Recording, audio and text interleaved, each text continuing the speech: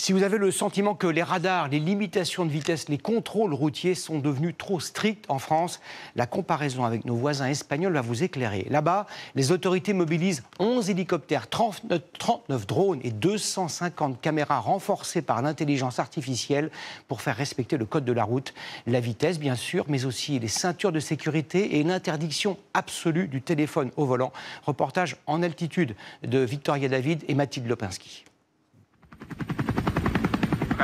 Sur la voie de gauche, il roule à plus de 130. Voici Pegasus, en plein vol. Un hélicoptère espagnol, unique au monde. Il y en a un juste là, tu le vois? Conçu pour traquer les infractions routières et notamment les excès de vitesse. Exceptionnellement, nous avons pu monter à bord de cet hélicoptère. On vient de décoller, on survole une autoroute et à partir de maintenant, tout se passe à l'arrière de l'appareil. À 700 mètres, au niveau du panneau bleu. Dès que Juan Manuel détecte un véhicule plus rapide que les autres, il le traque à l'aide d'une redoutable caméra. Quand tu l'as, tu me dis. Je l'ai. 160 km/h. Sur une route limitée à 100. Dans un rayon d'1 kilomètre, le radar flash une dizaine de véhicules par heure en moyenne, 3 fois plus qu'un radar fixe. Mais tout ça a un prix, 1 500 € l'heure de vol. Alors l'Espagne investit dans un autre volatile, 100 fois moins cher. Fais un suivi continu. Là, on voit bien la ceinture. On filme aussi l'intérieur du véhicule.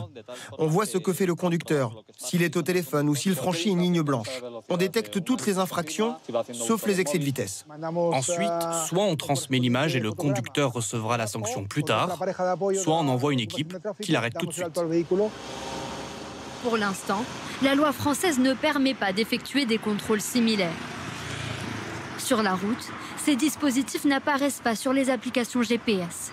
Certains panneaux avertissent les automobilistes sans donner leur position exacte.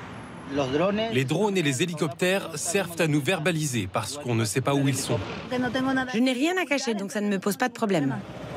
Si c'est pour sauver des vies, c'est normal d'investir là-dedans.